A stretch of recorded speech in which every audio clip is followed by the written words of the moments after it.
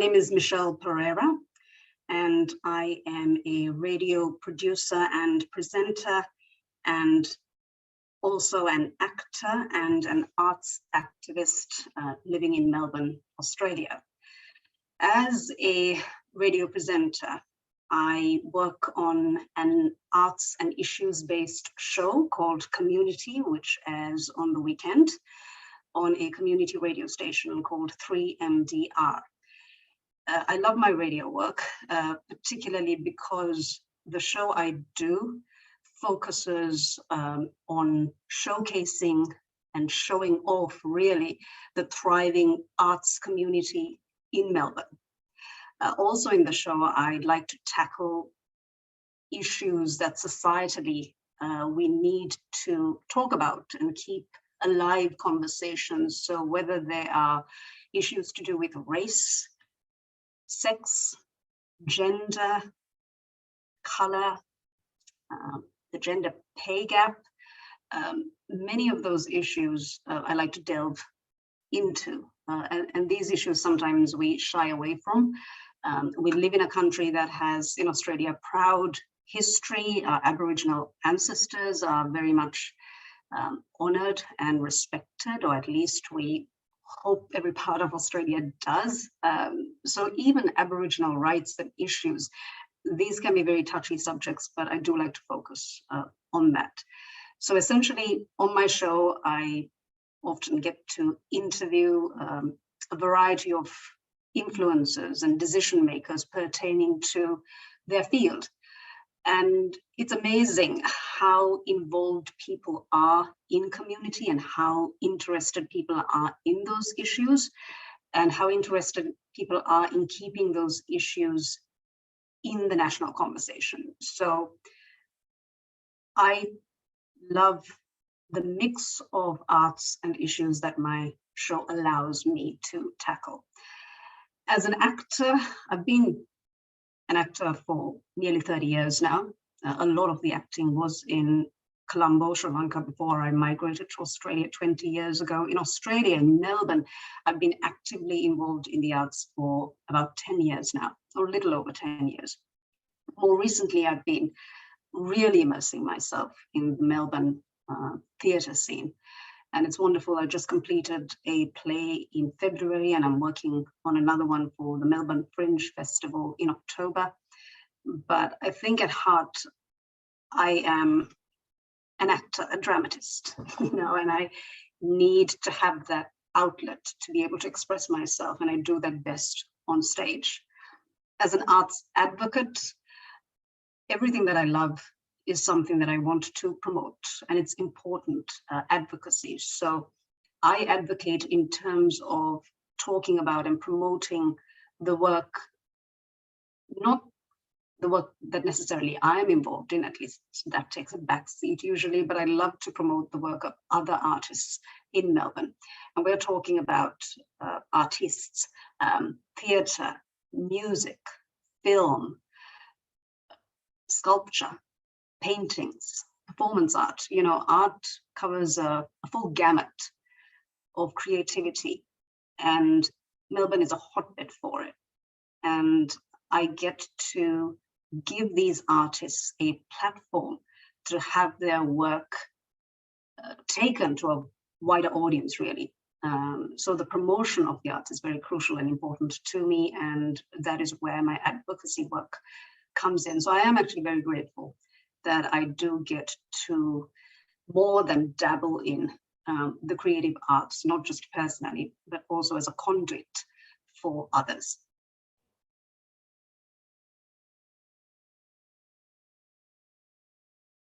%84% of Australians believe, and this was in a national survey, they believe that arts and culture have a very positive impact on their lives. So that's a majority view. That's the bedrock, really, for anything, to have a majority view. So it's heartening that the government has, to some extent, taken that to heart, really. Within Australia, people love to travel.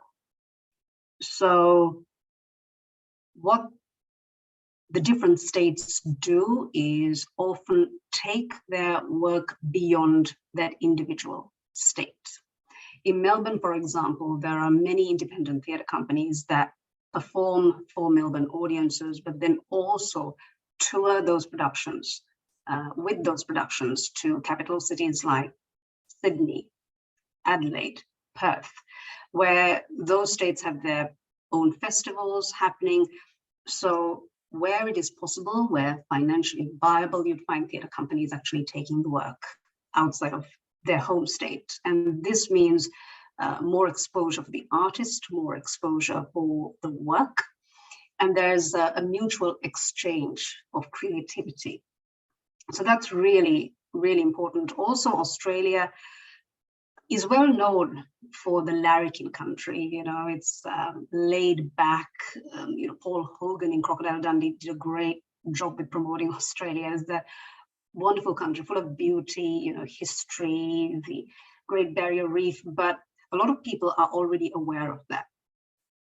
But what we also do is, in more cases than not, the individual states actually promote the artistic endeavors or the festivals, you know, the exhibitions, the film festivals that each state has. These are marketed not just to other states, but they are actively tied in with international marketing campaigns that promote Australia, so that Australia is then not just one faceted, in that it's not just known as a country for the kangaroo or the koala, but that it is also a thriving hub for artistic endeavor. So I think that active promotion, which the government involves themselves in, not just at a federal level, but also as a state level, has really been crucial to getting people from each state to travel within Australia to see the work, but also have tourists coming in who are interested in what the country has to offer culturally.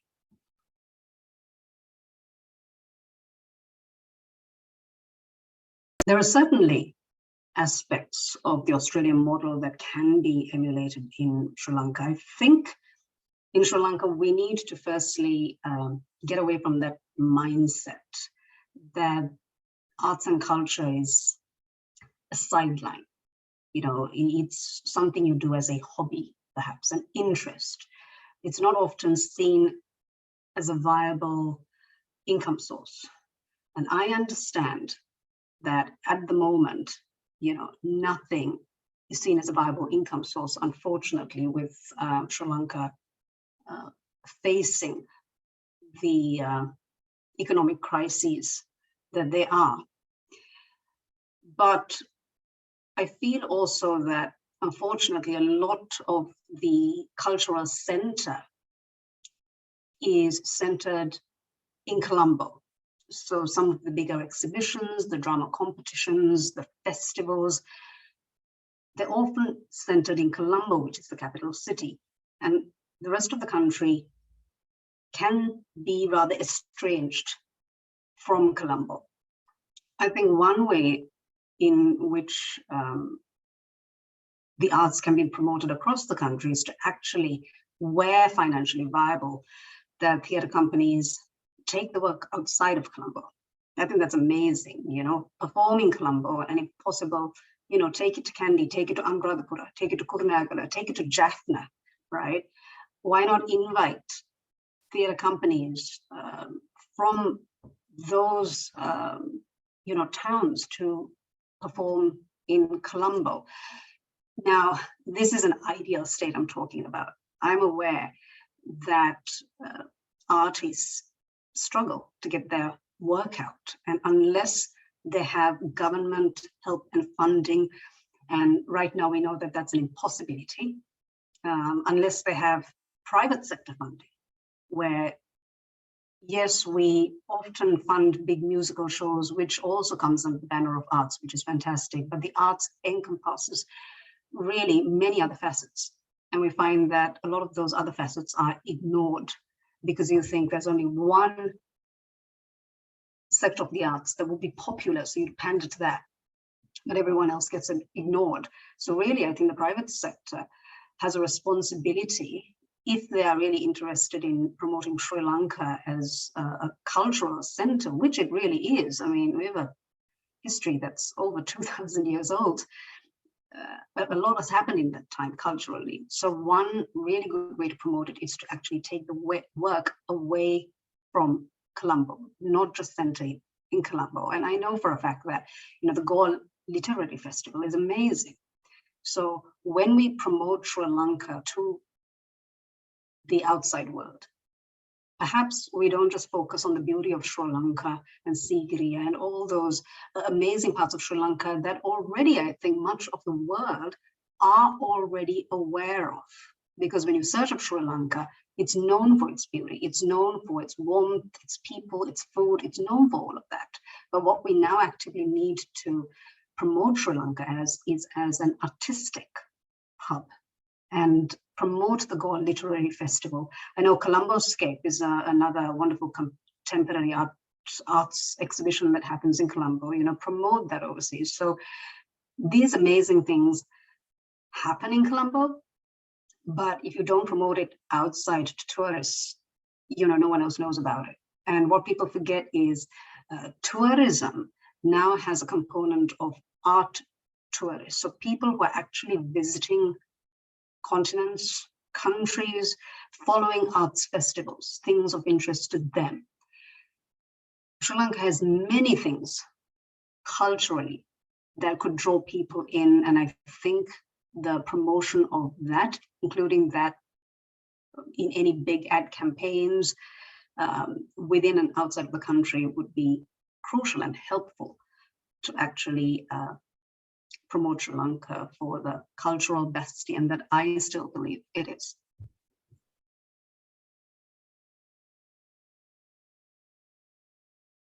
Australia and Sri Lanka, a cultural exchange would be amazing, in better times, because right now, I think Sri Lankans have a lot more things that they are focused on. But in better times, I think both governments, both the Australian and Sri Lankan governments could facilitate. I think it would be amazing if they could facilitate Australian work to actually be brought to Sri Lanka. I know the British Council, when I was young, did that, but I don't know exactly how proactive it is at the moment, considering what's going on in the country. But it would be fantastic if the embassies could really get involved. And there are so many great productions here. I would love to bring a play that I'm involved in to Sri Lankan audiences, because it's such a pity that I haven't been able to see a lot of my friends perform in Sri Lanka, and I haven't been able to show off to some of my friends, which I would love to do. That would be a great opportunity there, where funding, if both governments could contribute, that will be wonderful. And also vice versa, to have Sri Lankan theatre productions, music productions, whether it's dance, whether it's art exhibitions, brought to Australia. And there is a market for it. So what's amazing is that Australia has 100,000 Sri Lankans living here. 58,000 of those live right here in Melbourne. And if I know anything about the Sri Lankan people, is that they will always miss Sri Lanka no matter where they are. So there is always a ready audience for anything culturally, artistically from Sri Lanka. There's already a ready-made audience for it. So I think it's just a case of governments getting involved and exchanging, sharing culture. I know for a fact that Australia recently organized a short film competition for Sri Lankan filmmakers called Zero Chance. And the theme was basically illegal immigration. And I'm being told that the number of entries has been overwhelming. So there are so many budding filmmakers in Sri Lanka who have submitted their short films for this competition. And I was amazed and I was happy and proud. This is a start, you know, and so I think there are many other ways in which we should and could encourage Sri Lanka to participate and share ideas. You know, there's an Indian film festival here in Australia. Why not a Sri Lankan film festival? I think that would be fantastic, because Sri Lankan movies, and I haven't seen many recently, but the few I have seen are stunning. There is an audience for it. I think that exchange is an actual viable thing. So it's not something idealistic. I think when the time is right, it is something that absolutely can be and should be a priority.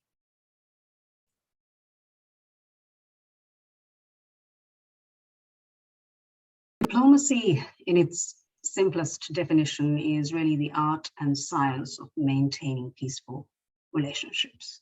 And Australia and Sri Lanka apparently have managed to do that for the last 75 years, which is amazing.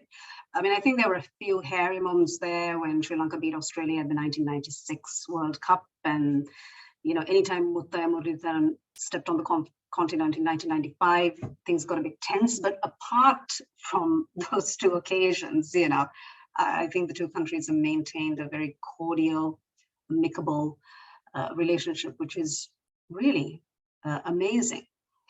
And I think I would really love the two countries to understand the real importance of arts and culture.